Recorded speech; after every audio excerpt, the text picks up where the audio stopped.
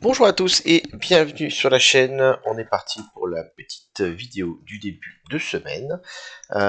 Aujourd'hui, donc plutôt que de parler uniquement au niveau technique de ce qu'on peut attendre pour la semaine qui vient, où finalement il n'y a pas beaucoup de changements par rapport à la semaine dernière, on est toujours dans le même système, on va dire, et plutôt parler de la succession d'espoir et désespoir. On va reparler encore une fois de ces choses qui est si importante, qui est de la liquidité et de la psychologie de marché sur le Bitcoin. Ok. Et façon à comprendre un petit peu, non pas les niveaux et où on va là maintenant tout de suite, mais de comprendre pourquoi est-ce que parfois vous avez des phases différentes l'une de l'autre, et surtout que ça vous permettre de prendre du recul, de pouvoir mieux comprendre comment le marché bouge, pourquoi, et du coup ne pas vous faire surprendre par des mouvements, et du coup anticiper quand un range arrive, et anticiper quand une cassure de range arrive. Et ça par contre c'est très très intéressant pour pouvoir commencer à se positionner, ou en tout cas anticiper ce qui peut se passer.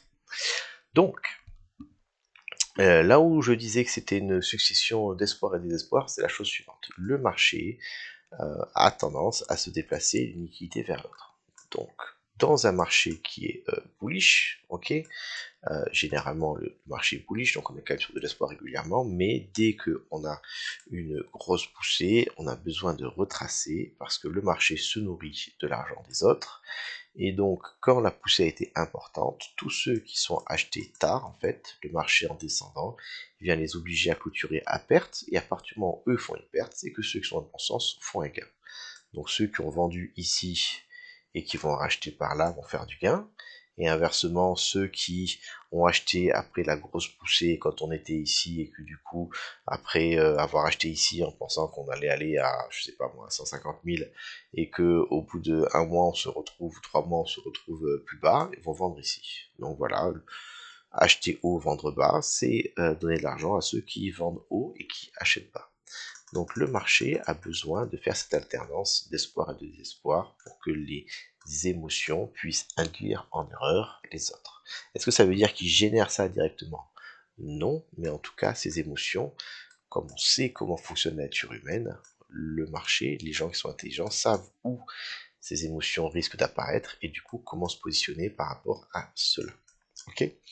Ce qui a changé pour nous depuis quelque temps, c'est que nous sommes dans un marché baissier depuis maintenant le 6 octobre 2025, donc depuis maintenant 3 mois. Qu'est-ce qui se passe dans un marché baissier? Première chose, d'abord, les baisses sont importantes, ok, et c'est le moins qu'on puisse dire. Je crois que vous avez tous ressenti ça si vous êtes impliqué dans la crypto. Et les hausses sont faibles. Avant, c'était l'inverse. On avait des hausses qui étaient importantes et des baisses qui étaient faibles. Ok, marché aussi. Donc c'est tout simplement la même chose à l'envers. Donc les principes sont les mêmes, mais inversés. Actuellement, nous sommes dans une petite phase de hausse. Et c'est là où je veux en venir l'utilité de comprendre cette psychologie de marché. C'est que, du coup, dans la phase qui est là, actuellement, nous sortons d'une grosse baisse. Et là où, si vous regardez un petit peu les news et la psychologie des gens, là où les gens étaient le plus bears, c'était ici. C'est ici qu'on a eu les pires nouvelles, c'est la fin, le bear market est validé, on a le cross machin, on a le Trump, on a le... Je peux vous sortir n'importe quelle news en fait qui est un petit peu bear, devient amplifiée par les réseaux sociaux et devient l'explication de tout ce qui se passe. Et donc ici, à ce moment-là, généralement, news très très bear dans cette partie-là. Très très bear, et donc les gens, qu'est-ce qu'ils font? Ils ont déjà souffert toute une partie de la baisse, et la news est le clou dans le cercueil, c'est le déclencheur, et du coup, ils se retrouvent à vendre dans ces zones de prix qui sont basses, et donc ils créent de la liquidité. Ils créent des ordres, donc du coup des stop loss ou des ordres qui sont ici. Qu'est-ce que fait le marché? Alors plus ou moins bas, hein, selon la force de la baisse. À un moment donné, on ne peut pas continuer à baisser indéfiniment, même si on peut avoir des targets macro qui sont plus basses. Le marché maintenant va venir passer à la caisse, et donc on va avoir un short squeeze. Ceux qui ont shorté ici vont se faire squeezer, vont se faire écraser. Voilà, on va presser leur jus et on va récupérer leur joli dollar en venant passer au-dessus de leur prix de vente. Ça marche pour le spot et ça marche pour les dérivés. Donc on arrive ici où les gens vendent dans la panique, ok, Et maintenant, le prix va monter. On n'est pas en train de monter parce que le marché d'un coup est redevenu bullish, parce qu'en fait on s'était trompé, en fait c'était de fake news, n'importe quoi. Non, on est en train de monter parce qu'après une poussée aussi importante, quand enfin les acheteurs se, se sentent, entre guillemets, je ne sais pas qu'ils se coordonnent, ils sont pas en train de s'appeler de dire on y va, mais à un moment donné, quand on arrive sur des gros supports, comme celui-ci par exemple sur Ethereum, sur des gros niveaux de support, voilà, les acheteurs se montrent, les vendeurs du coup ne sont plus là parce qu'ils savent que les gros, ceux qui font plus de marché, que c'est pas intéressant, et on peut avoir une renverse de tendance court terme, ok. Et lorsque le prix monte, tous ceux qui ont vendu dans ces zones de prix-là, eh ben, ils sont dans le rouge. Et donc, à un moment donné, qu'est-ce qui se passe? Un vendeur qui a perdu, il est obligé de racheter sa position. Racheter veut dire être acheteur. Et le prix peut commencer à monter. C'est le short squeeze. Le prix monte généralement pas de manière infinie. À un moment donné, il va s'arrêter très souvent sur la première grosse résistance.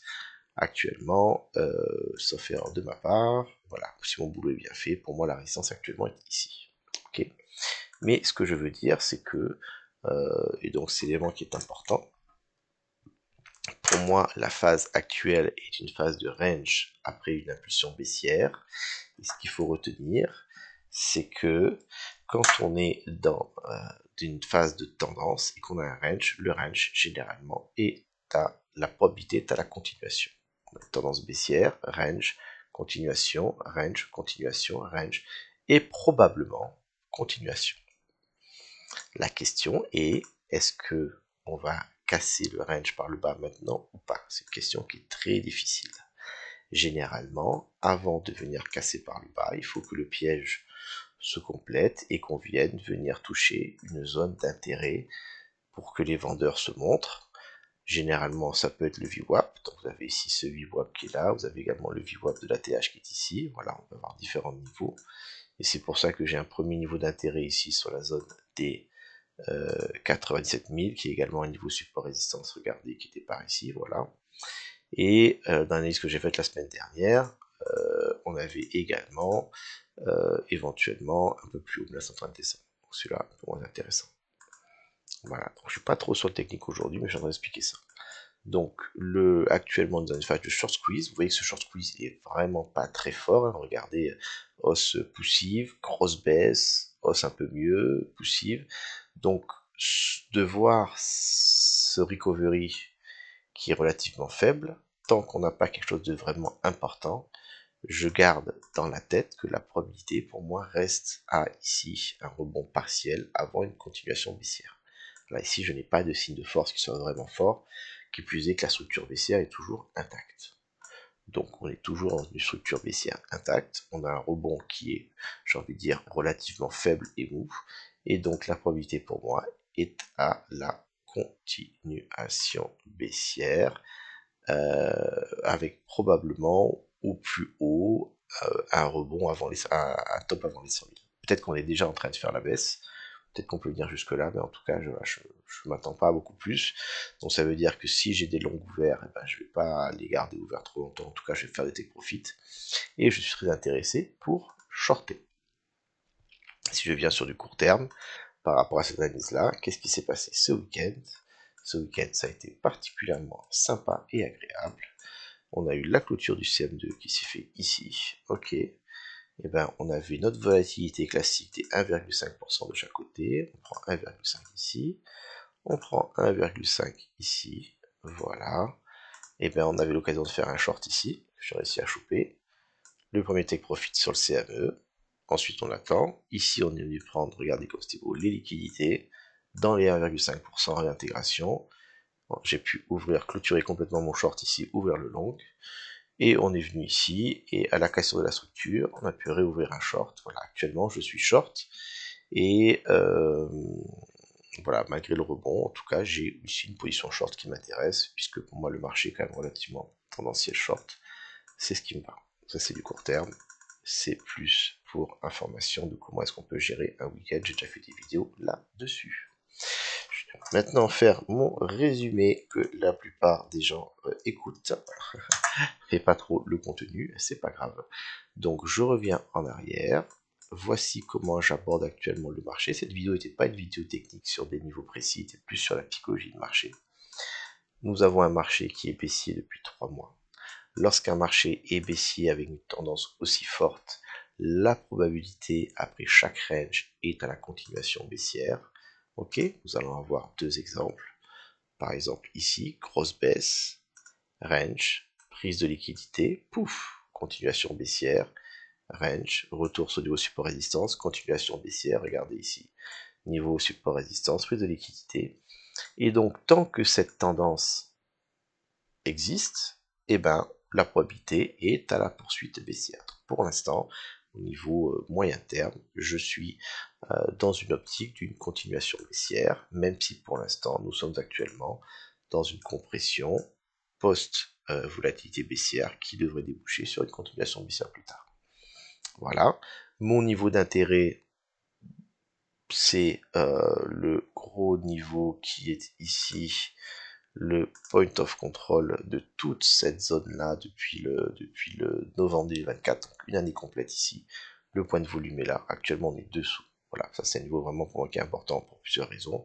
Je ne vais pas rentrer dans le détail. Et donc, j'imagine qu'il est probable que l'on vienne se faire rejeter entre nos 96 300 qui sont point of control et VWAP de ce top-là, et au maximum, on va dire les 100K. Voilà, grosso modo. Pour moi, la résistance est ici. Si on a une question sur la structure, on peut avoir une extension qui nous fait rentrer dedans. Et après, derrière, une continuation baissière. Si jamais on vient récupérer les 100K en support, et je dis bien récupérer en support, je vais pas dit franchir et tenir 2 heures au-delà, ça c'est pas un support par rapport à ce temps-là, alors eh ben, on aura du coup fait un signe de force et la probabilité de la continuation baissière va diminuer. Il faudra donc faire attention à cette phase d'indécision. On sera au milieu de nulle part et ce sera compliqué. Pour l'instant en tout cas, je suis intéressé pour une réaction sur ce niveau-là. Voilà mon plan pour la semaine. Soit donc un short sur ce niveau-là, soit si jamais ce short n'arrive pas et que le top est déjà posé et qu'on part à la baisse, et ben je suis intéressé par au moins voir les 80 000 se faire perdre et d'attendre donc du coup un bottom soit sur les 72 000 idéalement pour de l'achat on va dire vraiment spot et en dessous, soit sinon pour tout ce qui va être déviation, réintégration. Voilà, type double bottom. Voilà pour le plan pour la semaine, avec également une petite partie psychologie de marché précédente. Je vous dis à bientôt pour de nouvelles informations.